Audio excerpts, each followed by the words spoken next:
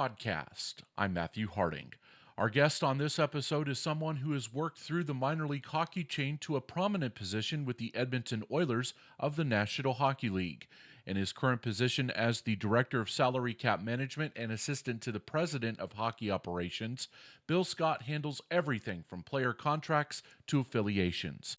In this conversation, we discuss Scott's climb up the minor league hockey ladder, what keeps him challenged, what a good development affiliation looks like, and so much more. Here now is my conversation with Bill Scott from the Edmonton Oilers. First of all, got to ask about you. Do a check-in with everybody I do interviews with. How are you and your family doing during this odd time in the world? It's been interesting, that's for sure. You know, for us, there's so much travel during the year and things like that. It's actually been a nice pause for the family. The kids are out of school with this going on, and I'm not traveling at all. So it's actually been really good family time for us while we do some work from home and all of that. But everyone here is healthy. We're doing well. Edmonton is really been not unaffected, but it's been really minimized compared to the rest of the world with the number of cases and things like that. So all things considered, we're in probably one of the safest spots in North America as far as COVID's concerned. So we're doing well. Thank you. I know free time's probably at a premium with your day job and being on Zoom calls and things like that. But is there one thing that you're looking forward to that when normalcy resumes at some point down the line that you're looking forward to getting back to doing? I think just the day to day, it's such a people business. It's the people that you're not around. I mean, just like any of us, right? We're not interacting with our friends and family as much as we normally would be. So for us, it's being around the office, it's seeing the coaches, the players, the management, the trainers, just that family that you're a part of during the year. And everyone's kind of on their own direction right now, or they've gone in their own direction over the past 3 months. Certainly keeping in touch by phone calls and things like that. But just that sense of normalcy in the day-to-day and just feeling normal again. This is such an odd thing that we're going through right now, and hopefully we don't have to go through it again. But I just think getting back to a regular routine and things like that will feel good and feel like we're moving forward. Outside of not playing games at the NHL level, how has the day-to-day operations of the Oilers been affected by this pandemic? Well, I mean, everything's been slowed down considerably, of course. We were quite busy when it first happened in March. We were trying to get a bunch of things done. We had no idea how long this would last. I was probably super naive, thinking, we'd be looking at the end of April, early May, maybe June at the latest for the players to be back. It's obviously gone on considerably longer than that at this point, but there is light at the end of the tunnel, which is great. Training camp starting up July 10th, and we're waiting for the league and the union to agree on everything in order to set up the hub cities and playoff dates. But as far as the Oilers, everything's still ongoing. There's been, different things done with staff and things like that, which a lot of teams have done, and a lot of businesses have done. I mean, we are a regular business, and we're not bringing in a lot of revenue right now. For obvious reasons. So there is the reality of that. As much fun as it is to work in sports and entertainment and all of those shows, we are just like any other business from that standpoint. There's a lot of good people that are working or temporarily laid off around the league in our business right now. And everybody just hopes that we get back to normal as quickly as possible and we can start working again. You mentioned that the training camps will open in mid-July, and Edmonton is rumored to be, and it's been widely reported, not necessarily rumored, that Edmonton is one of the three Canadian cities vying to be a hub for the return to play whenever that happens. Is there a status update that you can provide on us about where that is, and what went into putting a bid like that together? How extravagant did you have to be? And walk us through that process. Yeah, I can't give you too much of an update on there. We really don't have one from the league. I can tell you that today, Justin Trudeau, the Prime Minister of Canada, came out and publicly noted that they were willing to work with any potential hub city in Canada as far as the quarantine rules. Right now, there is a quarantine policy in place where if you come in from another country, you need to quarantine for 14 days prior to getting out into the public sphere. So the federal government, I think the provincial governments for the 3 Canadian hub cities or potential hub cities, I think are willing to work with everybody. There would be a lot of testing in place for the players and the teams that would come in. I did not work on the bid. Our business side worked on that. They've done a tremendous job on it. We think we've got the best facility in the NHL. We've got a JW Marriott attached to our arena. Just the facilities here, the weather actually is fantastic here in Edmonton in the summer. The ice conditions would be fantastic. We felt like we put together a bid that would help the players enjoy Edmonton, enjoy their time here. There will be restrictions no matter where they go on what they can do and where they can go. And we felt like we wanted to address that in the bid so that Edmonton would be an enjoyable experience for them on and off the ice. So at this point, the people working on that have done a fantastic job. And it'll just be up to the league on what cities they decide are the hub cities. And I'm sure we'll find that out shortly. Exactly what time, I'm not sure. Once play resumes, you guys draw Chicago in that play-in round in the 5-12 first of 5 series there. How do you think the Oilers size up against the Blackhawks?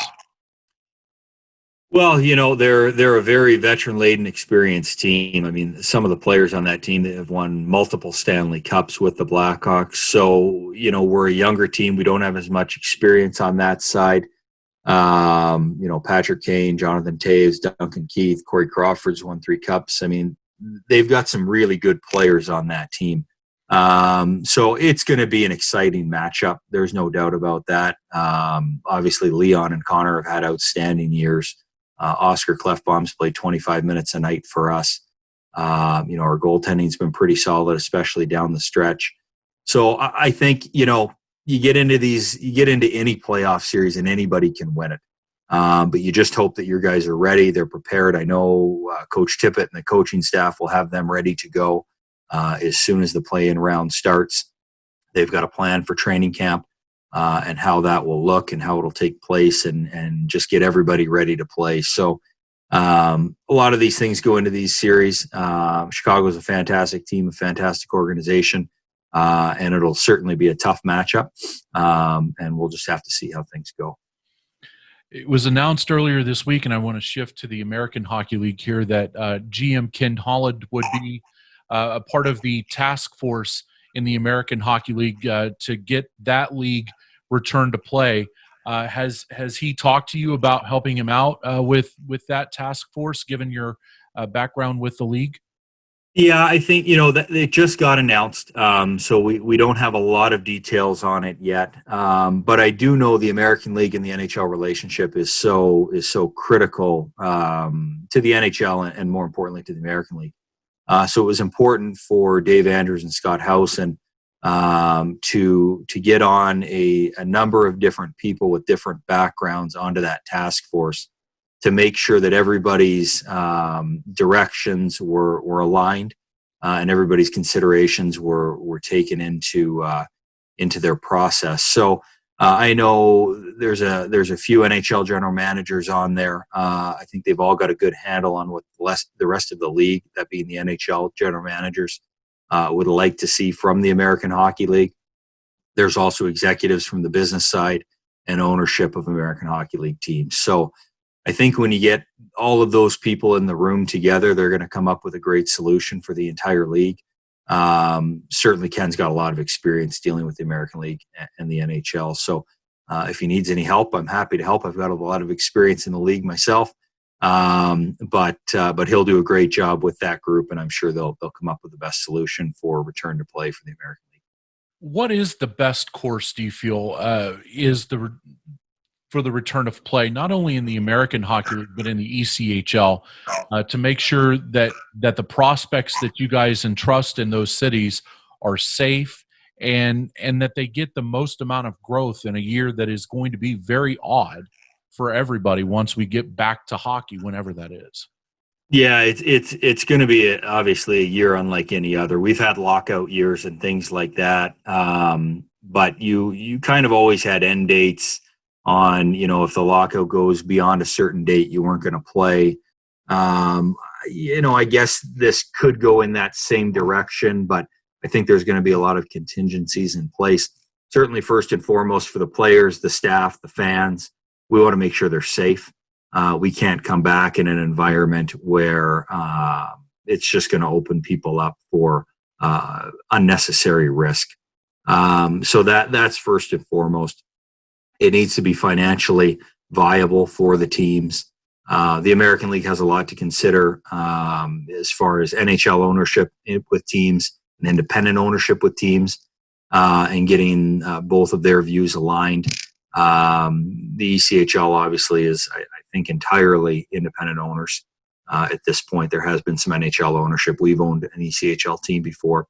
So, like I said before, these are businesses, so they do need to run as such, and safety is important. As far as the players, we want them to basically get as much development as possible. And typically, what does that mean for us? That means practices and games.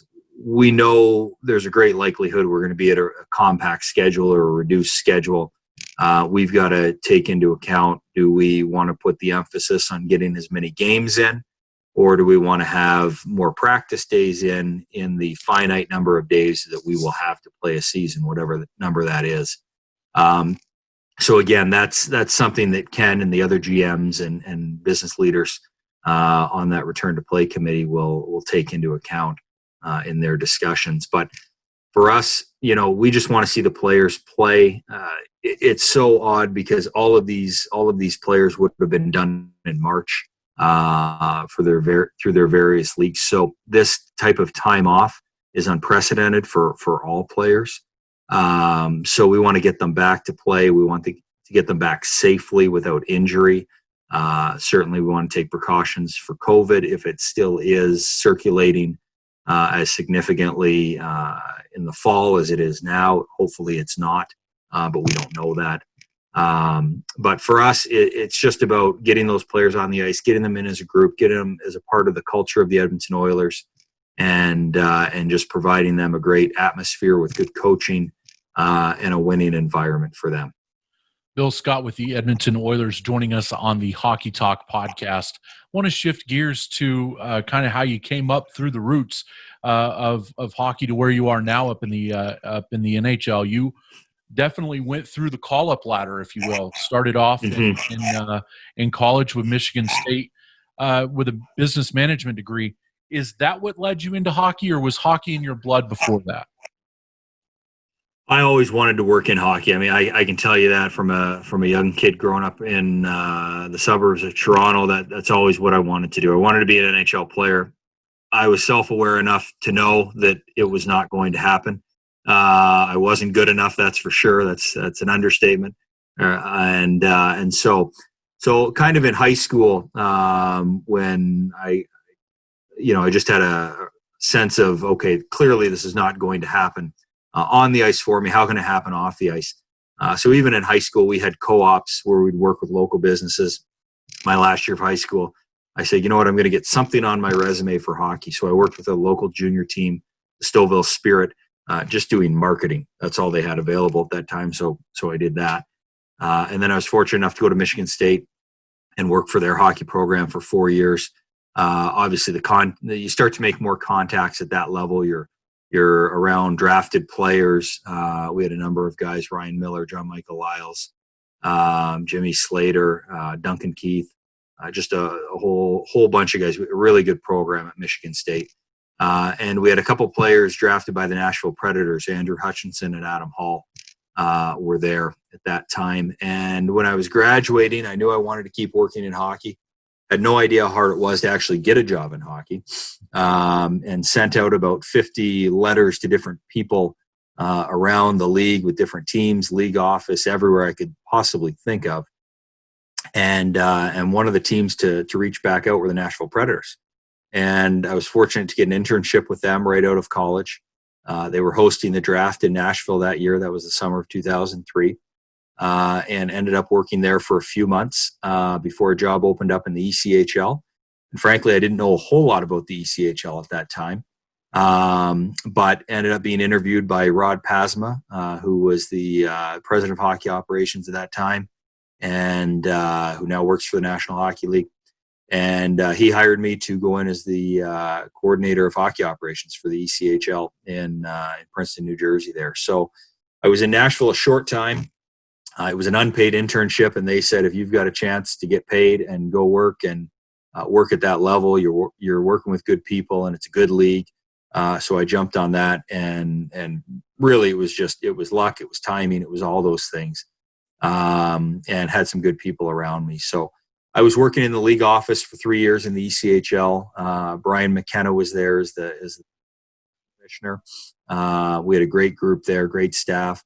A number of coaches that have coached in the NHL were there at that time. Jack Capuano was the head coach. Glenn Gulletson was here in Edmonton now. Just there's numerous people that have gone through that league that are in head coach positions, assistant GM positions in the NHL now. So it's kind of neat to kind of grow up with a lot of those people and see their successes.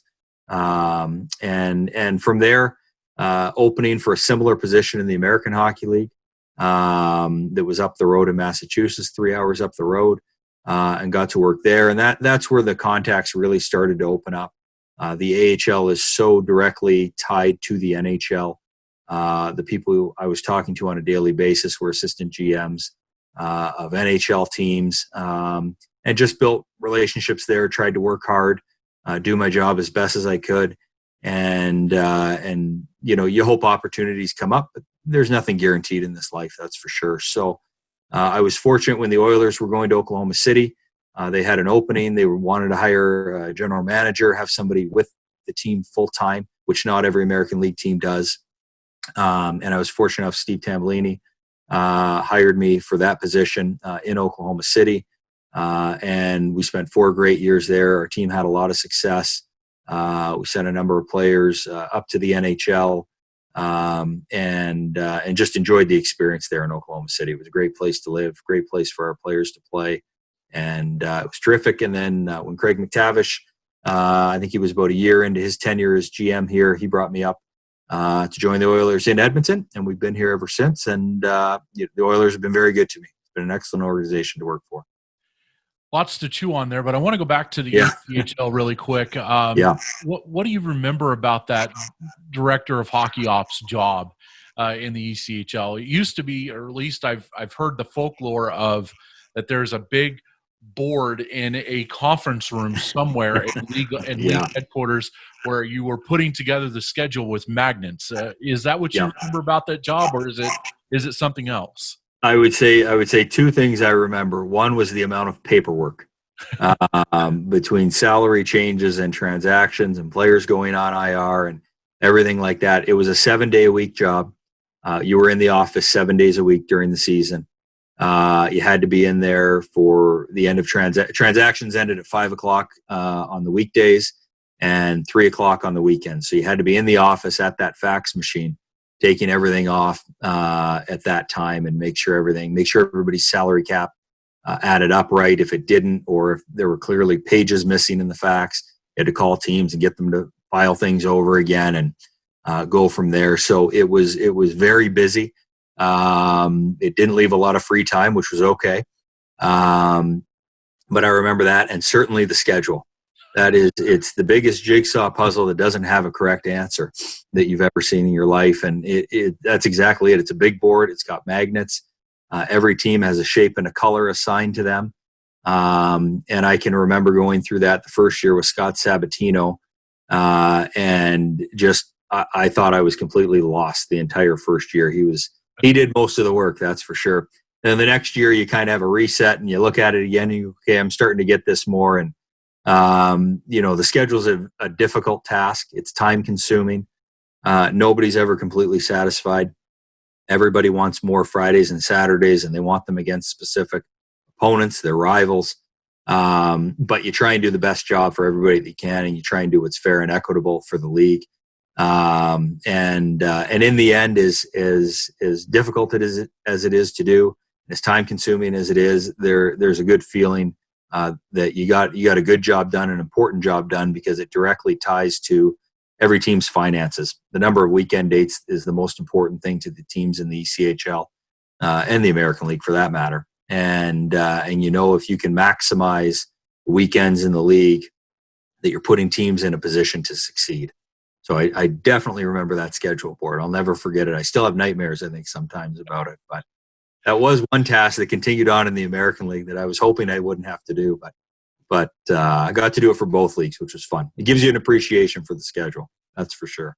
Absolutely. So in what way was running the hockey ops department in the American Hockey League different and similar to the ECHL?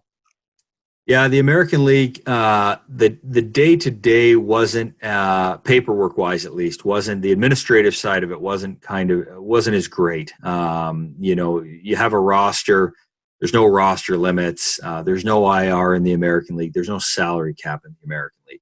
So where we were really paperwork heavy in the ECHL in my time, the American League didn't have that. I found in the American League you were dealing with a lot of rules, more often eligibility questions, and you were dealing with supplemental discipline more with NHL teams and things like that. And so they were different. The American League, I had the chance to go out and see more games. We had, I want to say, one year we had 9 teams within 2 hours of our office, so you could almost catch a game. Obviously, there aren't a lot of games on Monday nights, but you could almost catch a game every night in your area. So that was fun and enjoyable, and getting out to meet the coaches and the GMs of other teams and just develop those relationships so that when they called you, they had a face to a name, and you could just build some trust between everybody. But I think the ECHL, in the role I was in the ECHL, was very administrative and paperwork heavy. And in the American League, it was more relationships and giving interpretations and different things like that. But they were both great experiences. What was the draw of taking the job in Oklahoma City as the general manager in 2010? What was that draw versus being in kind of the cocoon of the league office? Yeah, for me, it was a chance. I mean, my goal's always been to work for an NHL team and to win a Stanley Cup. So for me, it was to get back onto that team side, the side where you have the highs and lows, you have the wins and the losses. And your every year is a different year in the sense that you've got new players, potentially new coaches, new staff. It gave me a chance to manage more people. Our staff in the American League obviously was very small in the league office. I think we had 11 people total at that time. So when you get into that team environment and winning, that was the atmosphere that I was looking for, and the environment I wanted to be in the long term. Dave Andrews was great to me. I worked for Jim Mill there, and actually Rod Passman again ended up back in the American League as well. So I worked for great people there, and it was a terrific experience.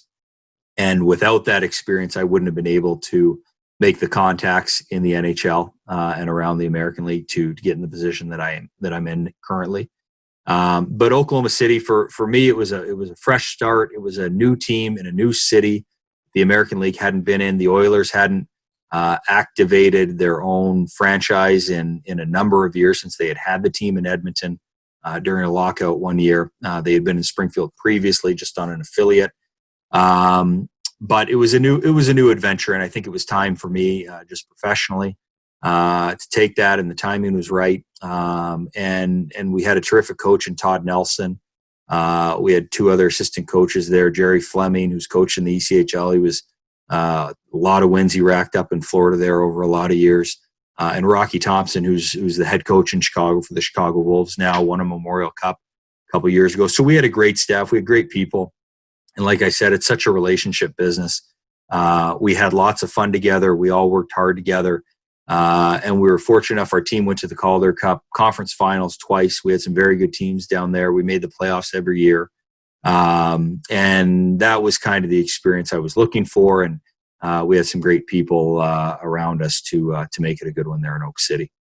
You mentioned that you leaned on several of the people that you worked with in the American Hockey League office. Was that learning curve going from the AHL office to the front office of the Barons a steep one?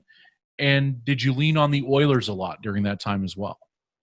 Oh yeah, I mean, I was naive for sure. There's a lot of things. I mean, you don't know what you don't know. But I was fortunate that I had made lots of good relationships around the American League. That when I got the job, a lot of people reached out and said, "Hey, if you need anything, if you need help with anything, figuring out how to do things, just let us know." The Oilers were terrific. Ricky Olchuk was a big help. He had kind of set the entire franchise up in Oklahoma City with the Funk family, who are terrific people. And we were able to kind of get off and hit the ground running there. I think I moved to Oak City like around September 1st, and we were starting early October. So there wasn't a long runway there to get things going. But Dave Andrews was there if I needed anything. There's so many people that you deal with on a daily basis that are willing to help and help you succeed. That it was great. But I mean, right down from signing players to just doing all these different tasks that I hadn't done before. So there was definitely a big learning curve.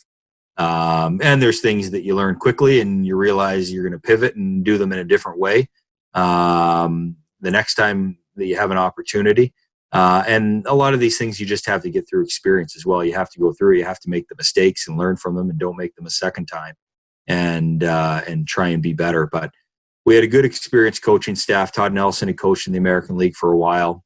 He'd come from a great franchise with the Chicago Wolves, who had done things well, treated their people well.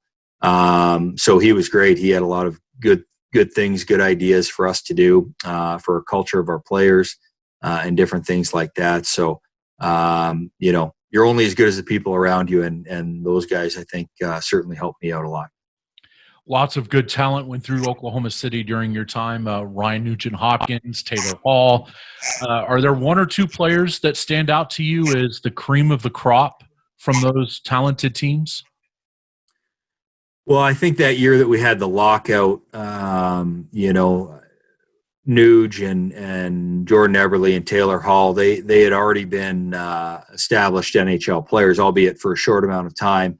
But what Justin Schultz did in that half year was unbelievable, and the way he came into pro hockey, he was unbelievable for us. The amount of offense he brought to our team and his puck moving ability and skating ability was something to watch. That's one guy that stuck out for me for sure in my time as an outstanding player. We had a lot of guys that came through and played for us. Darnell Nurse, Leon Draisaitl was down there for even a little bit. And then there's other players. There's great stories like a Mark Arcabello, signed an AHL two-way contract coming out of Yale. I think Ricky Olchuk had signed him for us, started his year in Stockton, got called up once, didn't really do much, sent down again. He played really well in Stockton. And then by the end of it, his time with the Edmonton Oilers, I think in his last year, he had split time between the Oilers and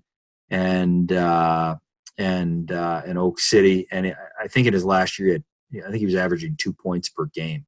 I mean, it was unbelievable. So there are guys like that stick out. We had Linus Omark, who everyone remembers for his creative shootout goals and things like that. And I think there was a game against Toronto. I think we had a morning game one time. I think he had 6 goals in the game or something, 4 in the third period. It was there were some performances like that you'll never forget because they were outstanding. But we've had a lot of good players come through that program. Jeff Petrie was there. Oscar Clefbaum did a great job for us. JJ Cara has come through there. So we've had a number of Oilers that have come through, and certainly Taylor, Jordan, and Ryan, when they were with us in Oak City, they were excellent as well. But lots of good players. We're fortunate to have that many good players come through the team then. Bill Scott of the Edmonton Oilers joining us on this edition of the Hockey Talk podcast. I ask this question all the time to players who've been up to the NHL, but I've never asked an executive. You get called by Craig McTavish in 2014 and were promoted. What did he tell you in that call, and what were some of the emotions that you had, because now you were reaching the top of that mountain? Yeah, well, Mac had been great to me, really through his tenure, even before he was GM. He had been down to Oak City a number of times, met us on the road, so I had always had a good relationship with him. But when you get a call like that, it's a bit of a realization for a dream of mine, obviously, since high school, wanting to work for an NHL team and working in the league itself at that level. It's really exciting. It's humbling.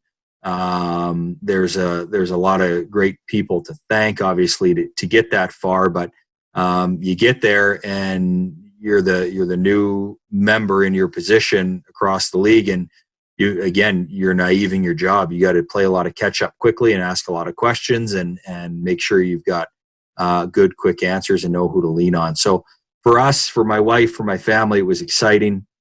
My wife's American. She's from Massachusetts, so moving up to Edmonton, Alberta, it was a big change for her, but she's really enjoyed it. Obviously, I'm born and raised in Canada, but spent a good part of my years in the U.S. So it was a change for me to go back to Canada. But a city like Edmonton, it's a great city. It's family friendly, and just kind of Edmonton's got a bit of probably a Midwestern lifestyle as far as the people, just good down to earth people here, and really good from that side. But it was really exciting. I couldn't tell you exactly what he said on the phone, but realization of a bit of a dream. And you know how hard it is to get jobs in this business, and how many good people, a lot of good people get fired every year, and it's hard to resurface. So when you get one of these jobs, you try and hang on and do a good job, and as long as you can, and just do your best work, and whatever happens, and there's a lot out of your control. But I know I was excited and thrilled to get the call and have the opportunity to work here for the Oilers. You served under McTavish and then later Peter Chiarelli, and now with Ken Holland. How has the culture in the front office changed since the GM since the change in management? And what are some of the differences that have been put into place that, with the expectation that the franchise will be better? Well, I think, you go through a year like last year, and you can feel the pressure that is coming in from the outside. And that's not a lot of fun for anybody, especially the general manager who's in place at the time. And it was tough to watch. It was tough to be a part of for Peter. And Peter's a good man. But a change was made, and you kind of work a few months, and Keith Gretzky was interim GM there. He did a great job. So I think what Ken did when he came in, he said it best. He said, "I want to bring stability to the organization." I think he talked about that a bunch in his opening press conference. And I think he's brought that for the organization, for the players, for the staff. He's obviously got a resume unlike anybody else in the National Hockey League. He's won cups. He's built teams. He treats people very well. There's always nerves in this business when changes are made. But he came in and just brought stability to the staff and the group, and was very inclusive of everybody, and just brought some new energy. And you always get new energy when you bring somebody new in, but I think it was refreshing for him as well to have a new chance. Obviously, Steve was coming into Detroit. And this gives Ken a chance with, obviously two of the greatest players in the league with Connor and Leon, for us to win a Stanley Cup. And I think it's invigorated him, and that's had a trickle-down effect on the rest of the staff. And we're hoping that we can have a good playoff run here in the next couple of months and see what we can do. How has Ken made you better at your job? I think Ken's, as I said, he's very inclusive, and he brings everybody into the discussion. I think just watching him work, the way he talks to people, the way he approaches different things, the way he talks to agents and players, and you learn something from everybody that you work for. And so I've tried to take things from Steve Tamblini, from Craig McTavish, from Peter Chiarelli, and now from Ken Holland to try and make me better at my job. And I think just his wealth of experience and how quick he is on his feet and looking at all sides of the coin, I think he's helped just give me more perspective on different ways to approach things. And he's a good man and terrific to work for. And I know everybody's excited with the direction right now. I know that no 2 days in hockey are ever the same, but what is a typical day like for Bill Scott? Well, I think you're dead on. There's no 2 days exactly the same. No different than our call right here. I had to push it an hour just because I got thrown onto a call at the last minute here. So, you know what? You're certainly in my position. You're taking your cues generally from the general manager. What's on his plate for that day? What conversations is he having for that day? And how do I best help him in those roles? If he's talking to a team about a trade, I want to look at that team and say, what contracts may make sense for us, what prospects may make sense for us, reading through our scouting reports, things like that. You want to provide him with as much information as possible. You also want to try and anticipate things that are going to happen with your own team. If a player blocked a shot the night before and we're not sure if he's going to be able to practice or play the next day, behind the scenes, you're working with the American League team on, okay, who should we call up if we need somebody, if we need a centerman, if we need a defenseman, and then we're working with our travel people. What time can we get them out if we need them? What's the latest we can make this decision on? So there's a lot of administrative stuff in the background that we work on. And then there's lots of special projects through the year, whether it's setting up for pro scouting meetings, different trade scenarios, free agency, if you're getting prepared for arbitration in the summer, if you have any player with arbitration rights, what that could look like as far as what an award may be for them. So, when you're going through those negotiations, you can try and be fair and balanced and come up with a deal that doesn't take you through the entire summer to make it. But if you have reasonable people on both sides, usually you can hammer those things out. So, like you said, no 2 days are the same, but I think generally we're trying to prepare, we're trying to be ready for whatever's going to come next, and figure out what we can do to make the Edmonton Oilers better on an everyday basis from a player personnel standpoint, a staffing standpoint, a scouting standpoint, a management standpoint, whatever it is, however we can get better. That's what we're trying to do. Want to bring it back to the ECHL level, and a lot of buzz this time of the year in a normal year would be about player affiliations and things like that. What are some of the things that the parent club is looking for when setting up a player affiliation with a AA partner like a Wichita? Yeah, I think number one, you want stability. And I think the ECHL has done a pretty good job over the past few years of providing more stability in the league, franchise stability overall. That's one thing for sure. You want to have a partner that is going to be there for the long term, and your viewpoints are aligned. You both have the same expectations of each other. For us, location matters. For a year, I think for 1 year or 2 years there, we had our affiliate in Norfolk when we owned the team, and then after we had sold the team, we maintained an affiliation, and that's just more difficult. The fact of the matter, getting from Norfolk to Bakersfield is not very easy. Bakersfield's a small airport. A lot of the time they have to fly into LAX. So location is a factor as well. You want to be able to get guys out late in the day to your place that night so they can be ready to perform the next day. And you want to have a head coach that you get along with, you have a good relationship with, that is going to develop your players that you assign there. It's going to give them a fair shot. That's going to push them when they need to be pushed, set them when they need to be sat, and just develop your prospects, because that's the number one thing for us, is developing prospects. And we think we found that obviously with Wichita. Joel's been terrific to work for. Had a good relationship with Malcolm Cameron and have known Bruce Ramsey for a long time as well. When I was in Oak City, Todd Nelson was our coach, and Nelly and Bruce Ramsey were good buddies, and Rammer was over in Tulsa. So we got to know him well, and he often helps supply players for our training camps as well. So was very excited when he came on board in Wichita, and we've had lots of conversations. I was down there a few times this year. Unfortunately, didn't get to come back because of the pandemic, but we're excited.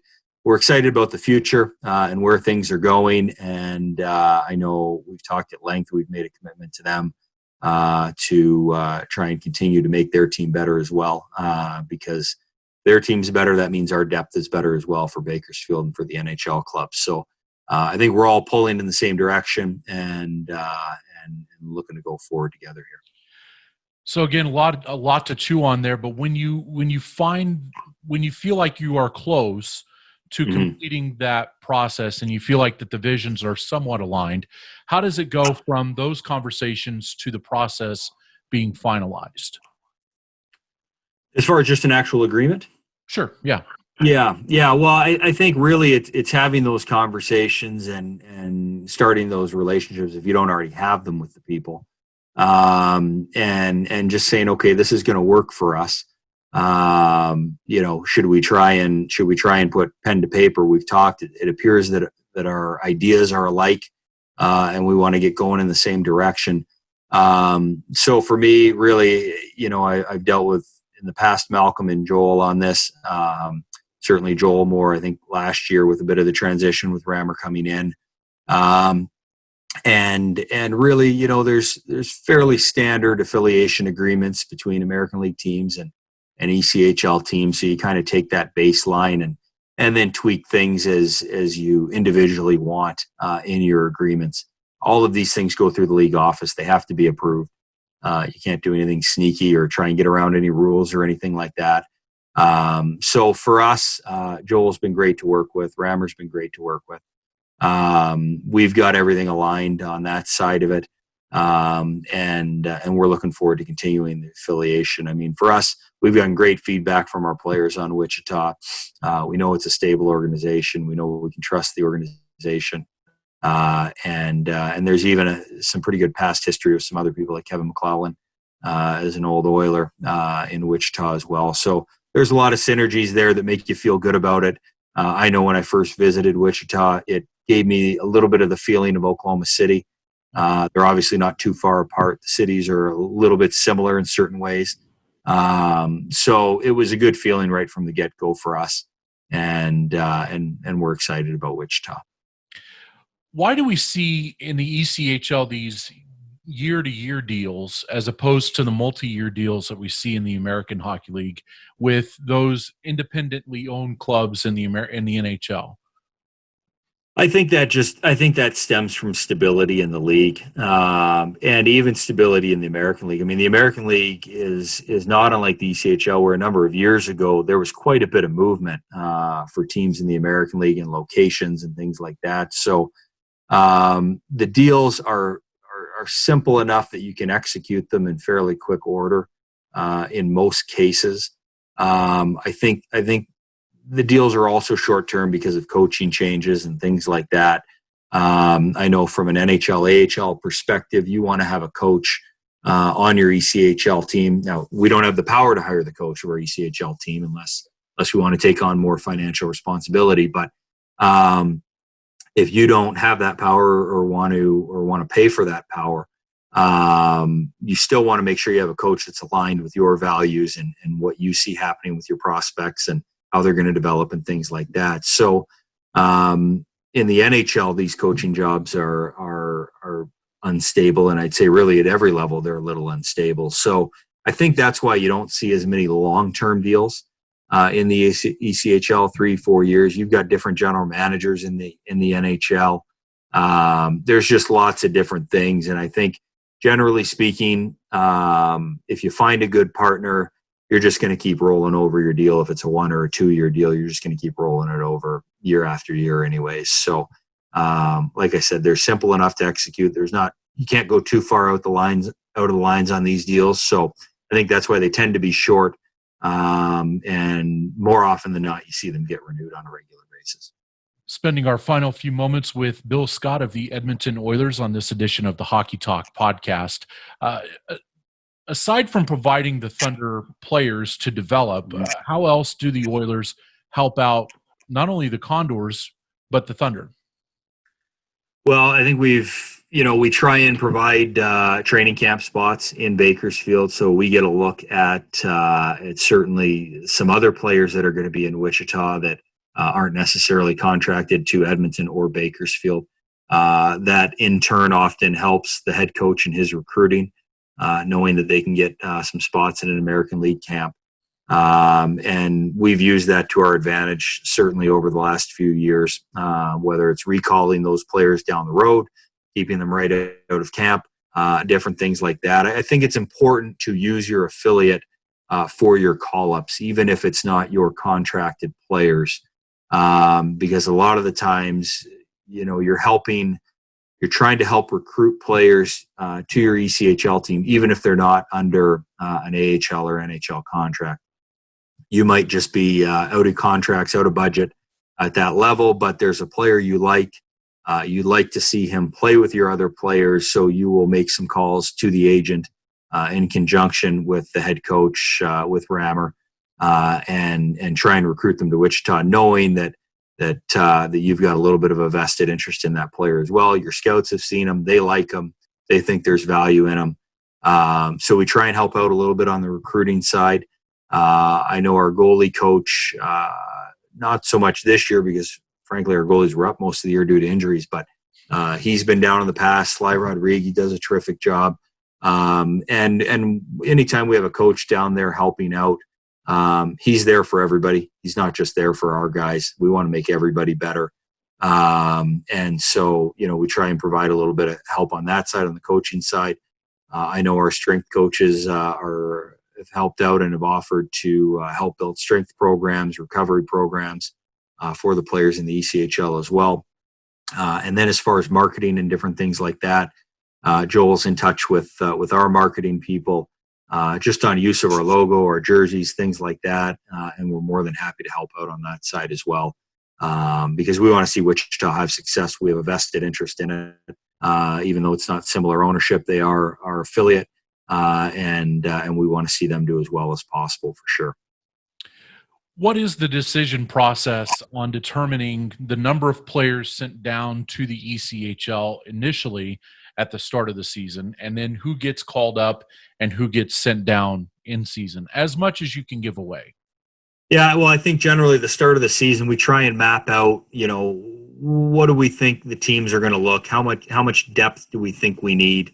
How much depth are we going to have in Edmonton? How many call-up guys do we have in Bakersfield ready to play in Edmonton? Really a trickle-down effect. How many extra players do we think we need for depth in Wichita? And besides that, we don't want to sign players just to sign them. We want guys that we legitimately think can be American League players, and they might just need to start in the ECHL. So that's what we kind of look for when we're signing players. If we think we've found a lot of those players, then we'll sign more of them. Generally, I would say best made plans don't always go as you lay them out, but generally we try and say that we're going to have a line in Wichita to start the year. There can be injuries in Edmonton. There can be injuries in Bakersfield's training camps where you thought you were going to send 3 or 4 forwards to Wichita, and everybody's up. There's 3 injuries in Edmonton, so 3 of your Bakersfield guys that you thought were going to be in Bakersfield start in Edmonton, and the trickle-down effect happens again. So, we try and provide good quality players as often as we can, players that we think have American League potential. And ideally, they could play in the American League immediately, but we have a lot of competition. And sometimes it's a matter of, we think you're better off getting first-line ice time in Wichita than you are being a fourth-line player in the American League, especially for the young players. They need to play. They don't want to be in and out of the lineup. They need to get their pro game going and developing and touch the puck a lot and make plays and feel an important part of the team rather than just trying to survive. So, that's an ongoing discussion every year with every affiliate, I think, is who are you signing? Who do you think we're going to get? Who can you help us sign? And we hope that we bring in the best players possible to help not only the Oilers, the Condors, but also the Thunder. What are some of those names that Thunder fans should be excited about potentially watching here in the couple of months whenever we get back to play?